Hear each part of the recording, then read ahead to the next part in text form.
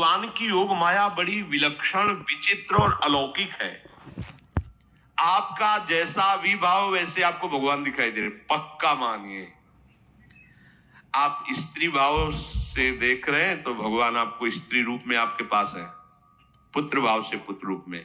आप जान नहीं पा रहे वही है, दूसरा नहीं है। हजारों बार बता चुके हैं कि ना मानने और ना जानने पर भी आपके हृदय में सत्ता उन्हीं की है। जिस दिन वो भगवान अंतर ध्यान हो जाते, प्यारे पुत्र, प्यारी पत्नी, प्यारे सुहृद मित्र आदि को आप चिता में जला देते हैं, तो था ना आपके हृदय में आदर, पर आप अनजाने से भी भगवान का ही आदर करते हो। अगर जान करके आदर कर लो तो तुम मुक्त हो जाओ इस दुख से, इस प्रपंच से। श्री भगवान कहते हैं कि मेरे अज अविनाशी स्वरूप को ये मूढ़ लोग नहीं जानते हैं।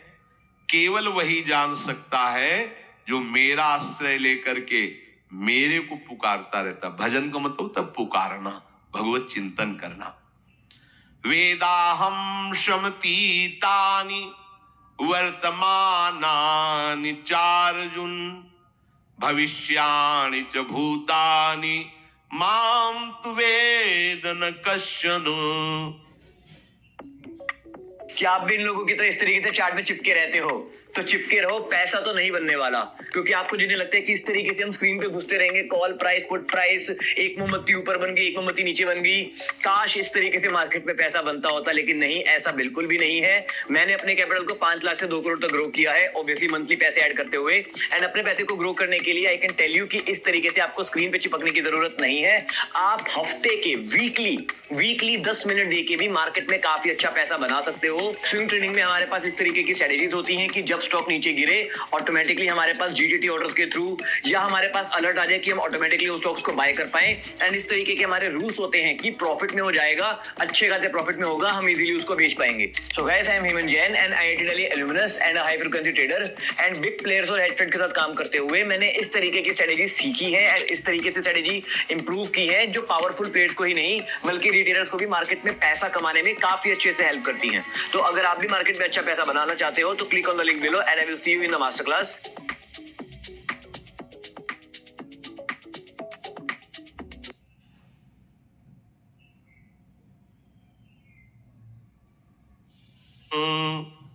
हे अर्जुन, जो प्राणी भूतकाल में हो चुके हैं तथा जो वर्तमान में है और जो भविष्य में है, उन सब प्राणियों को मैं जान रहा हूं।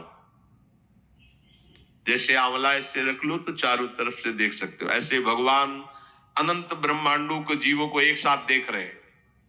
यही भगवान की भगवत्ता है, एक साथ देख रहे हैं। कोई भी जीव ऐसा नहीं है जिसको भगवान का दुलार नहीं मिल रहा हो, कहीं भी हो, अनंत ब्रह्मांड सबके लिए जो आवश्यक हो भेज रहे हैं। कोई भूखा नहीं रह सकता। एक बार वीर शिवाजी समर्थ गुरु श्री रामदास स्वामी जी के पास गए और कहा कि स्वामी जी, अकाल पड़ा हुआ है, तो हमने सारा का सारा खजाना खोल दिया और सबको पवाया। तो गुरु बड़े कृपा सिंधु थे, उन्होंने देखा कि इनके हृदय में एक गर्व का अंकुरण हो रहा है कि मैं भरण पोषण किया सबका अकाल में। तो उन्होंने कहा कि शिवू, यह हथौड़ा उठाओ, आओ चलो हमारे साथ। एक बड़ा पत्थर का, इसे तोड़ो। मारा, जेवी तोड़ा, हटाया तो नीचे मिट्टी में दबा हुआ स्वस्थ मेढक एक ऐसा, बिल्कुल। बोले, इसको किसने दिया? देखो ना कितना स्वस्थ है, पुष्ट है, इसको कौन आहार दे रहा है, इसको कौन प्राण पोषण कर रहा है? बोले, भगवान। तो बोले, तुम कैसे दाता बन गए? संपत्ति तो सब भगवान की है, भगवान ही सबका। ये अहम मत करो कि तुम पोषण करते हो, नहीं। छोटी सी वृत्ति को भी गुरुदेव बर्दाश्त नहीं करते। जो गुरु शरणागत होता है वो उनकी बात समझता है, अन्यथा वो अपनी मनमानी वृत्ति को ही आदर देता है, गुरु की आज्ञा वृत्ति को नहीं देता। छोटा सा भी अभिमान का कण अपने जनों में गुरुदेव को बर्दाश्त नहीं होगा, क्योंकि यही भगवत प्राप्ति में बाधा बन जाएगा। कितने जीव चराचर जगत में, देखो हमारे भगवान की भगवत्ता, सबको देख रहे हैं, सबको व्यवस्था दे रहे हैं, सब कुछ देख रहे हैं। 3 प्रकार की लीला हो रही, कहीं पालन लीला, कहीं सृजन लीला, कहीं विनाश लीला। उन्हीं के द्वारा हो रही, वही देख रहे हैं, वही कर रहे हैं। अगर ये बात तुम्हारी समझ में आ जाए तो अभी भगवान की शरण हो जाओ। पर अहम के कारण ये बात समझ में नहीं आती। जो भूतकाल में हो चुके हैं, वर्तमान में हैं, जो भविष्य में होंगे, सबका प्रभु वर्तमान की तरह देख रहे हैं, दर्शन कर रहे हैं। परंतु मुझे मेरे भक्त के सिवा कोई नहीं जानता है। भक्त के सिवा कश्यन, कोई भक्त बिरला, वही केवल भगवान को भगवान सबको देख रहे हैं। भगवान की दृष्टि सब पे है। अगर ये बात आपकी समझ में आ जाए तो अभी आनंद आने लगेगा। मैं भगवान की दृष्टि में हूं, बस आज हमें सत्संग से बात मिली कि मैं भगवान की दृष्टि में हूं, मुझे वो देख रहे हैं, बढ़िया बन गया। अब आप पाप कैसे करोगे? क्योंकि भगवान की दृष्टि में भगवान आपको देख रहे हैं। डरो, किसी गवाही की जरूरत नहीं, वो देख रहे हैं। तो आप भय क्यों कर रहे हो? आपको भगवान देख रहे हैं, आपको डरना नहीं। फिर आप कामना क्यों कर रहे हो? भगवान आपको देख रहे हैं, जो चाहिए उस समय से दे देंगे, आप निश्चिंत रहिए। अगर आप अहम करोगे तो दुख भोगोगे, आश्रित रहोगे तो सब अपने आप निर्वाह हो जाएगा। एक आदमी ट्रेन के डिब्बे में बैठे ऐसे दौड़ रहा था। एक ने पूछा, भाई क्यों दौड़ रहे? बोले अमुक स्टेशन जाना है। तू बैठ जा, गाड़ी चल रही है, ट्रेन चल रही, तू बैठ जा। ऐसी त्रिगुणात्मिका माया की ट्रेन चल रही, पूरे विश्व का विश्वंभर भरण पोषण कर रहे हैं, तू तो बैठ जा भगवद आश्रय लेकर के। तू काहे को दौड़ा घूम रहा है? लेकिन ये अहंकार के कारण भटकता रहता है। भूत, वर्तमान और भविष्य काल, ये तीन विशेषण देकर भगवान कह रहे हैं कि मैं सबको देखता रहता हूं, जो हो गए, जो हैं, जो होंगे। भूत के प्राणी, भविष्य के प्राणी अथवा वर्तमान के प्राणी, सभी भगवान की दृष्टि में वर्तमान की तरह ही है। ये भूत, भविष्य, वर्तमान काल केवल हम लोगों की दृष्टि में भेद है, भगवान की दृष्टि में नहीं। हो चुका, होगा, हो रहा है। भगवान की दृष्टि में सब हो रहा है, पीछे का भी, अब का भी, सब सामने चल रही सीन। हमारे हृदय में विश्वास हो जाए प्रभु हमें देख रहे हैं। अभी तो हमें ये नहीं पता कि हम भजन कर रहे हैं, भगवान पता नहीं जान रहे हैं कि नहीं जान रहे हैं। अभी भक्ति में रंग आ जाए, अगर ये बात समझ में आ जाए कि प्रभु देख रहे हैं हमें। देखो, जब हमारे गुरुजन बैठकर सुनते हैं और जब गाने को अवसर मिलता है तो ज्यादा उत्साह होता है कि बैठे सुन रहे हैं। ऐसे ही अगर हम मान ले कि हमारे प्रभु सुन रहे हैं, हम जो भजन कर रहे हैं हमारे प्रभु देख रहे हैं, जो सेवा कर रहे हैं भगवान हमारे स्वीकार करें, प्रियालाल स्वीकार कर, अभी भक्ति का रंग आ जाए, ये बात हमारे हृदय में बैठ जाए कि मैं हर समय प्रभु की दृष्टि में हूं, हर समय मैं अपने आराध्य देव की दृष्टि में हूं, कितना आनंद आएगा। अंदर से सोचो जरा, हर समय वो हमें देख रहे हैं और वो कह रहे हैं मैं देख रहा हूं। पीछे जो तुम किए हो वो देख रहे हैं वर्तमान की तरह, अभी जो वो तुम देख रहे हो, देख रहे हैं, आगे जो करोगे वो भी देख रहे हैं। वो पहले से उनको सब पता है, तुम ऐसे ऐसे चलोगे, ऐसे ऐसे कार्य करोगे। भगवान की दृष्टि में सब कुछ वर्तमान ही रहता है। संपूर्ण प्राणी काल के अंतर्गत है और प्रभु श्री हरि कालातीत है। देश, काल, वस्तु, व्यक्ति, घटना, परिस्थिति ये बदलते रहते हैं, पर प्रभु श्री हरि वैसे के वैसे ही रहते हैं। काल के अंतर्गत प्राणियों का ज्ञान एक सीमित है। अब इस दीवार के पीछे कौन खड़ा है, क्या कर रहा है, पता नहीं, पर भगवान की दृष्टि में नहीं। भगवान की दृष्टि में सुमेरु पर्वत पर क्या हो रहा है, जहां किसी की दृष्टि, वहां भी उनको। ब्रह्मलोक में ब्रह्मा क्या कर रहे हैं, बैठे बैठे सब। इसलिए कितने महान ईश्वर हैं। एक छोटी सी भी चींटी को दाना मिला कि नहीं, उनको चिंता है। देखो, आप छोटे से 2-4 लोगों का भार लेकर के चिंतित हो रहे हो, अनंत ब्रह्मांडों के अनंत जीवों का भरण पोषण प्रभु हमारे कर रहे हैं और निश्चिंत है। अचिंत शक्तियां भगवान की, तो आप भी तो उनके बच्चे हो ना। ये सब कहने का मतलब है आप भी तो उन्हीं के अंश हो ना। 2-4 की चिंता में इतने तुम बावरे हो रहे हो, डिप्रेशन में पहुंच रहे हो। 2-4 कामनाओं के पीछे इतने, अनंत ब्रह्मांड तुम्हारा जो अंशी है, अनंत ब्रह्मांडों के अनंत जीवों का अनंत काल से भरण पोषण करता चला रहा है। कहीं भी किसी के साथ कुछ भी गलत नहीं हो सकता।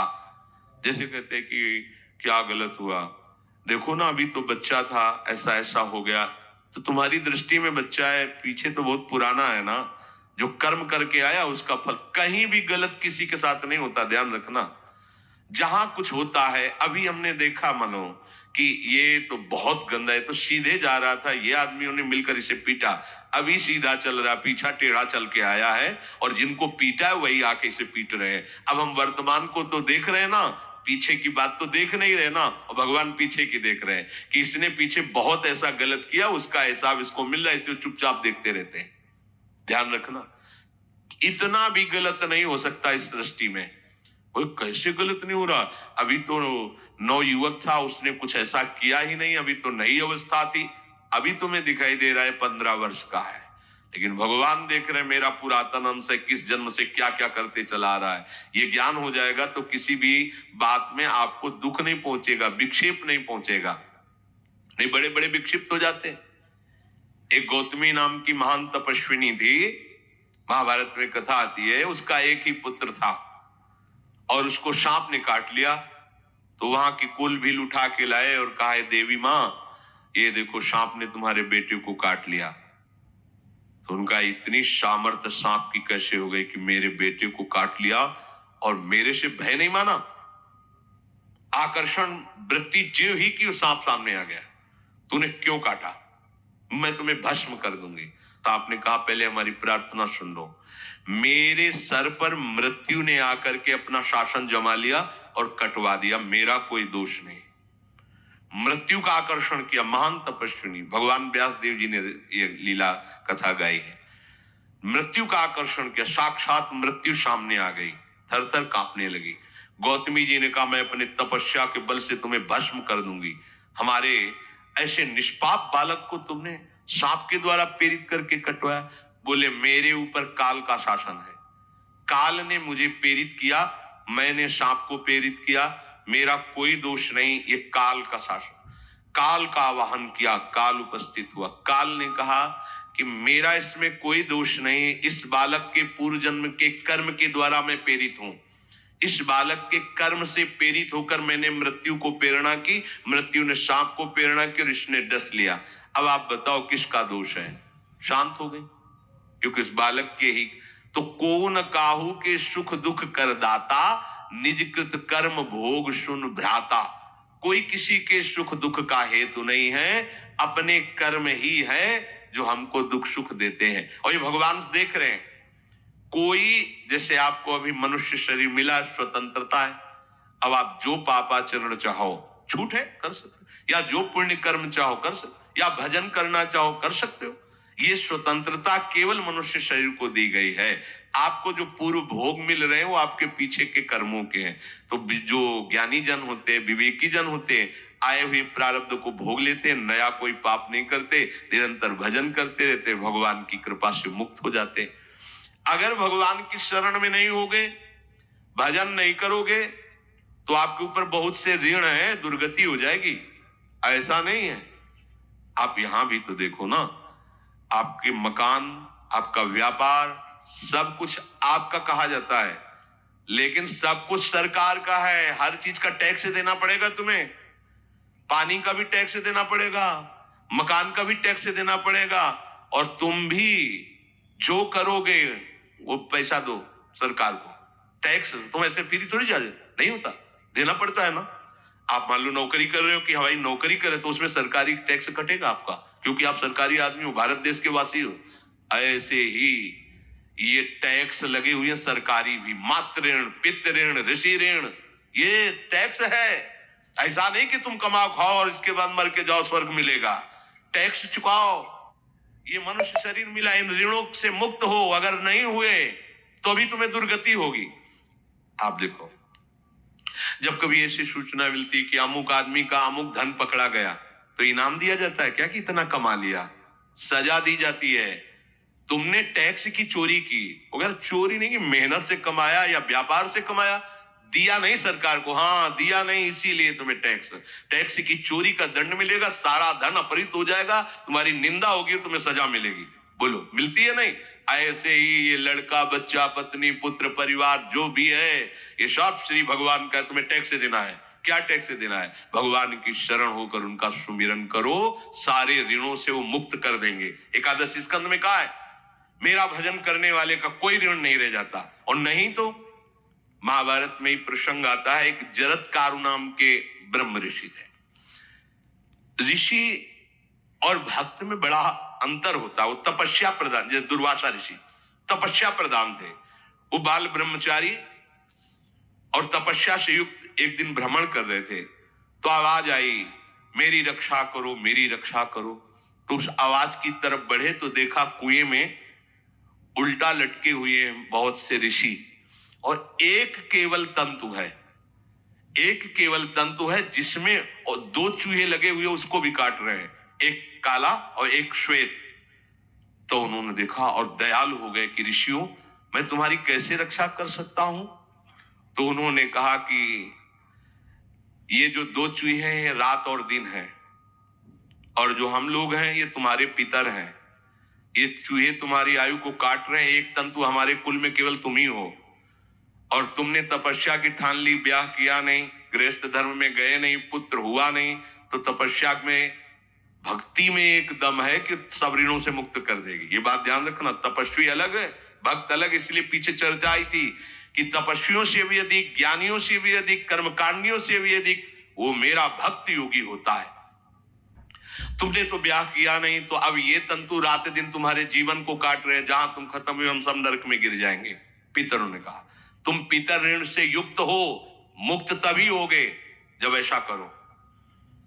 वो दृश्य खत्म, अंतर ध्यान हो गया। और वो बड़े दुखी हुए कि क्या करें। तो उन्होंने मन में निश्चय किया कि अब ब्याह तो करूंगा पितरों के उद्धार के लिए। इतने बड़े तपस्वी हैं जरत्कारु जी, बड़ी महिमा है, लेकिन बात यहां फंस गई, पितृ। उन्होंने मन में निश्चय किया कि कोई आके अपनी कन्या दे दे और उसका भी नाम जरत्कारु हो। मैं बिल्कुल भरण पोषण नहीं करूंगा, और कभी हमसे कोई प्रश्न ना करे। ऐसी अगर कोई कन्या देगा तो मैं स्वीकार कर लूंगा। अब ऐसे ना नगर जाना है ना किसी से बात करनी, तो वृक्षों से कहते अपने पितरों के उद्धार के लिए मैं चाहता हूं कि कोई पाणी ग्रहण संस्कार करा दे, कोई हमारे नाम की कन्या को दे दे, और ऐसा ऐसा व्रत है। ऐसा ही बोल रहे थे, वासुकी नाग उपस्थित हो गए, और उनकी बहन का भी नाम जरत्कारु था। उन्होंने कहा, सुनिए महाराज, मैं नागराज वासुकी हूं, सब देव रूप में, वैसे नहीं सांप वैसे बने देव रूप, और सुंदर कन्या जरत्कारु। बोले, ये कन्या मैं आपको समर्पित करता हूं, हमारा सौभाग्य होगा आप जैसा महर्षि हमारी बहन का पति बने। इसका भी नाम जरत्कारु है, और आपकी जो इच्छा है कि मैं भरण पोषण नहीं करूंगा, तो मेरे पास संपूर्ण वैभव है, आप भी पधारिए, मैं आपका भी भरण पोषण करूंगा, अपनी बहन का भी। तीसरी बात,